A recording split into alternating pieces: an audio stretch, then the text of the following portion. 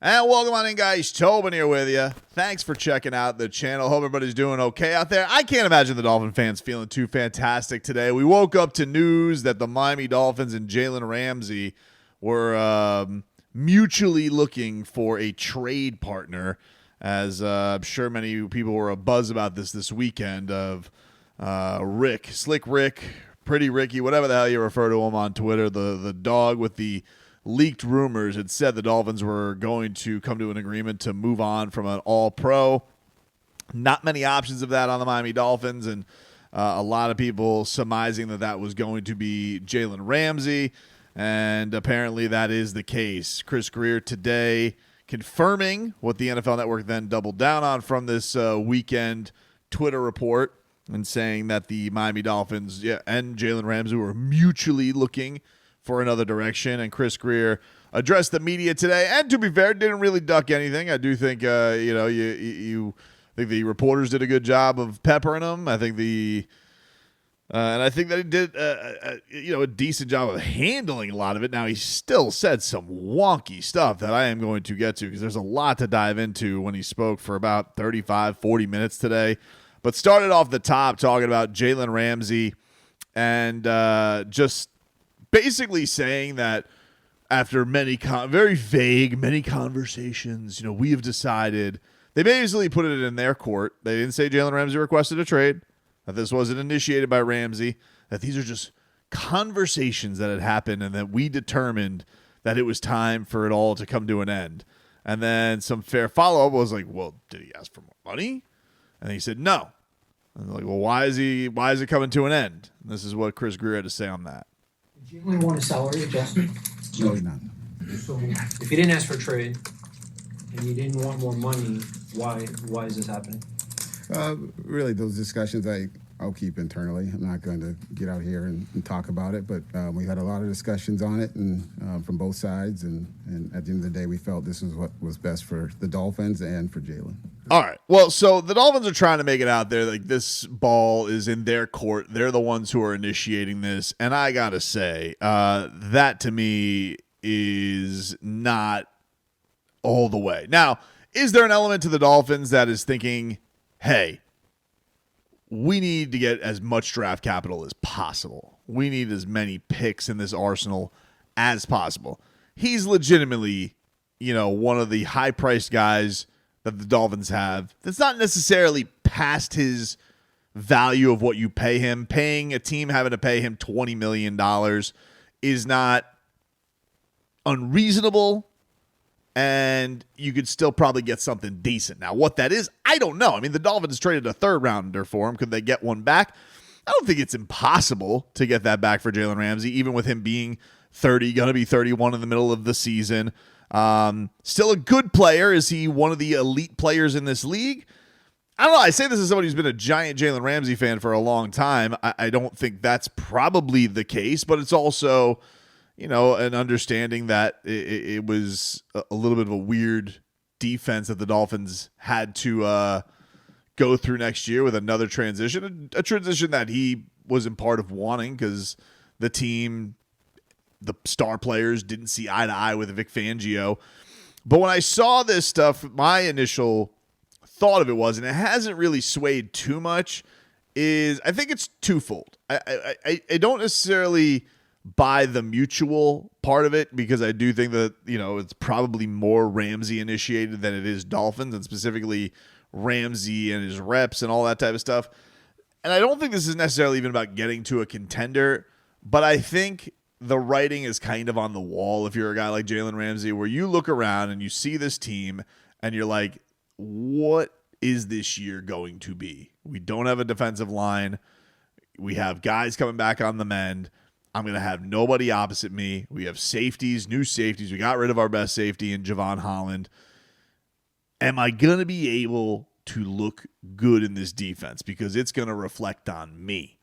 Everyone's going to say, who's the face of this defense? Well, it's Jalen Mother Bleeping Ramsey. And if you think that we're headed towards a year where he's got a fully guaranteed year this year, but no guaranteed money after this year, and you're going to be 31 years old, so this is probably the last chance you're going to have to earn some real money before the end of your career, right? Like the last chance Jalen Ramsey has to get another team to give him some big guaranteed dough.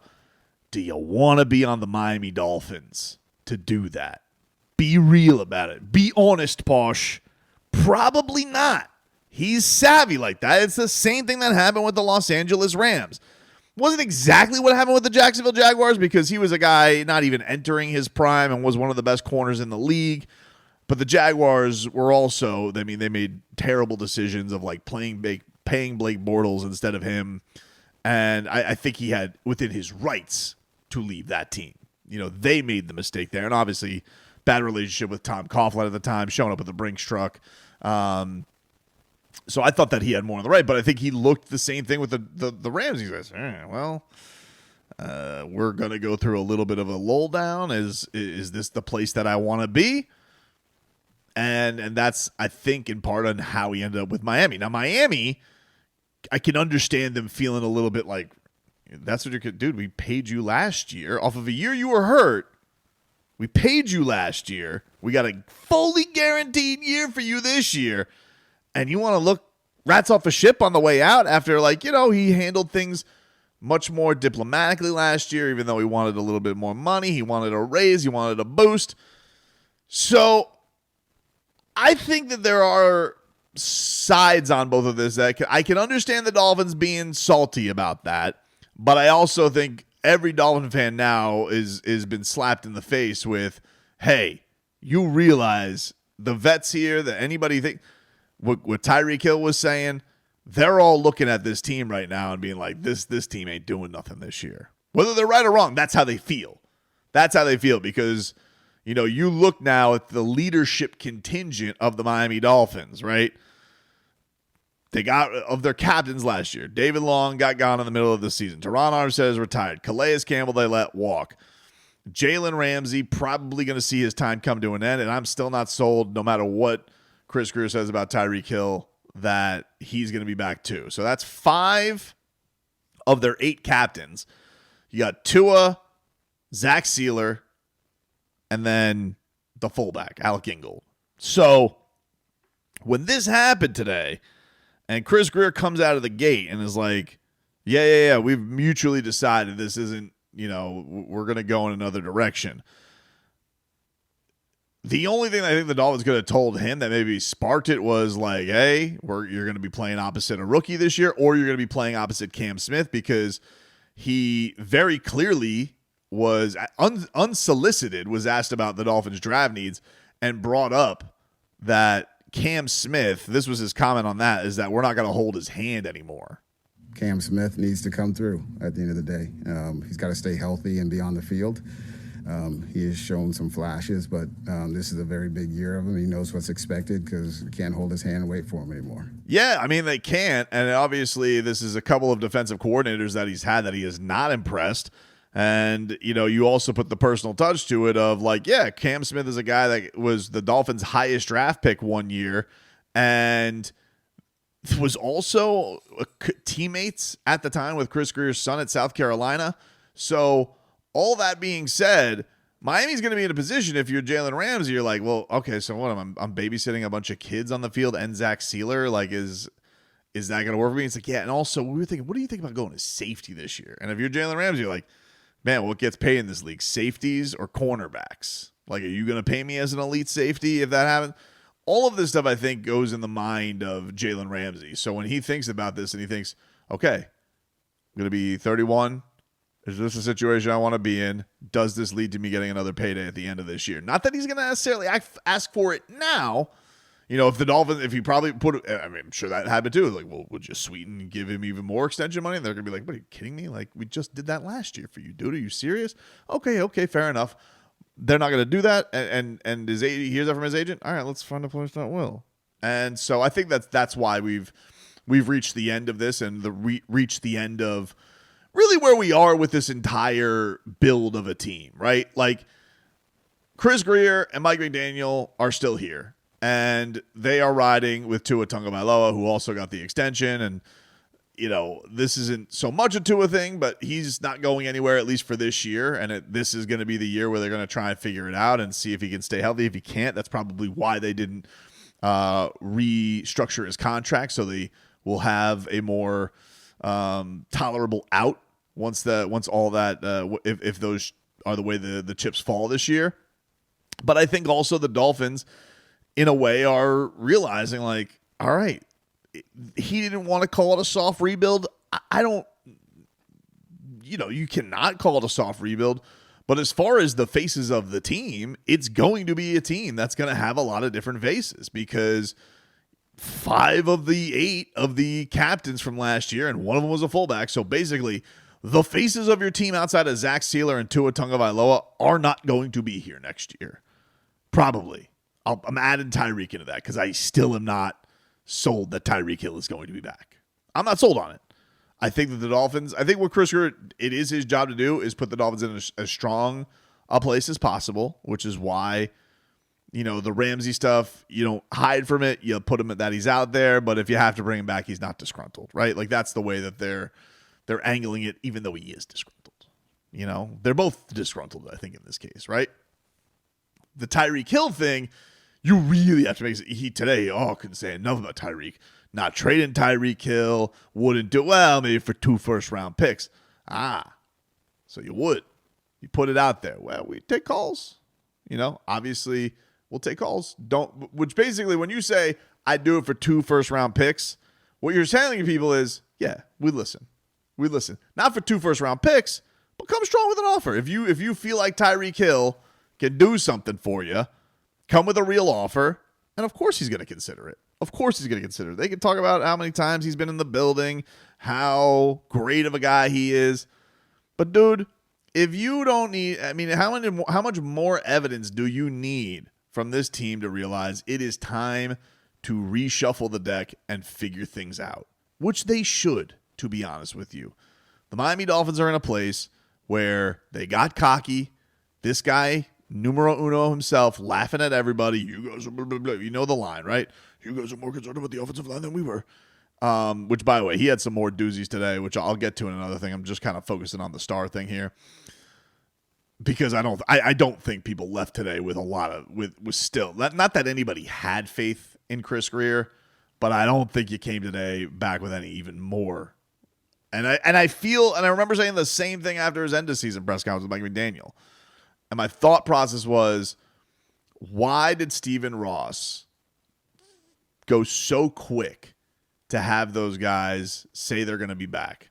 Because if I would have heard that press conference after the season ended with those guys, I'd be like, these guys seem like they have no clue on how to fix it. And right now, I still don't feel like I got a lot of faith that they can do that. I still don't feel that way, because he's just basically saying, like, Cam Smith can't hold his hand, got to step up. I'm like, that's your plan? That was your plan with Eichenberg. That didn't work. Now your plan's going to be that with Patrick Paul. Like, so and to that point, you almost like, you can't really blame the veterans. It's not professional, because, like, hey, you did sign a contract. This is a big guaranteed year for you. Like, you should, like, this should be the way that this is the way that it goes. And same thing goes for Tyreek Hill. Like, this whole, I can't stick it out, I'm not a loser. Like, all right, dude. Like, that you're a cap. You guys are captains of the team. Do you stick through thick and thin or not? But I think the Dolphins are at this spot right now where, like, everybody, they very clearly need a culture shock to their team. They need a changing of the guard. One of the things that was noticeable, though, was that the Dolphins,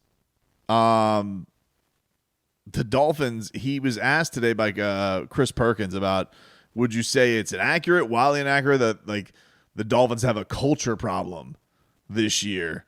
And it's like, he was like, no, that's wildly inaccurate. It's like, all right, well, you can't be wildly inaccurate. I mean, like, your own coach was out there and all your players were saying, like, there were problems with accountability and tardiness and all that stuff, but it's wildly inaccurate all of a sudden. Since the end of the last regular season game, Tyreek has said that I'm out, which I know that he's clarified. Jalen is, you've given him permission to seek a trade. That's two of your best players. That would seem from an outsider's perspective to be a red flag, indicating there could be in-house trouble. Would that be an accurate statement, wildly inaccurate? How would you classify that? I would say, for people to judge, I would say wildly inaccurate, but that's me. That's me, guys. The guy who said, you guys have concerns? Wildly inaccurate. It's like, what, dude? Like, what? How could you say it's wildly inaccurate, though? How could you? How could, if you're in the spot that you're in right now, not that, what expectations to him raise his hand and say at fault, but like, I just found that crazy to me. You're sitting here and you're like, oh, no. I would find that wildly inaccurate to say that. It's just, it's crazy to me. And then this was another one where he was asked about the extensions of last offseason, which included Jalen Ramsey and Tyreek Hill. This one I kind of felt like, oh, you could feel the frostiness of this. I think those decisions are always independent of what it is. They had earned those paychecks and money and getting paid. So at the end of the day, I don't look back and can't. It's easy to sit back on everything to say, like, why did I draft this guy in the third round 2 years ago? They earned it. They're good players. So for us, we just move on and adjust and just keep going. Yeah, that's like one of those where it's like, do I regret it? You could say, it's easy to say, yeah, dude, that is, what? When people evaluate the job that you did, that is part of the job, though, is you're supposed to be the expert. Yeah, you could say everybody's sitting back here as armchair QBs or GMs or whatever, but that's part of the job, is your evaluation of, oh, you thought that was a bad pick 3 years ago? Easy to say now. No, that's the point, dude. That's the job. And the same thing goes for the evaluations and the extensions and all that stuff. And you're just like, do I have any regrets? Easy to say now, it didn't work out. Exactly, though, dude. It's the point. And you're sitting here in a situation where you gave those guys all of their money last year. And, okay, you did it off of an 11-win season. You did it off a fun year. You made the playoffs. But Jalen Ramsey now wants out. Tyreek Hill's being a head case. And Tua Tagovailoa can't stay healthy. So how could you not? And I think based on how the Dolphins are reacting to this, of course they have buyer's remorse and regret of it, because that's how they're behaving.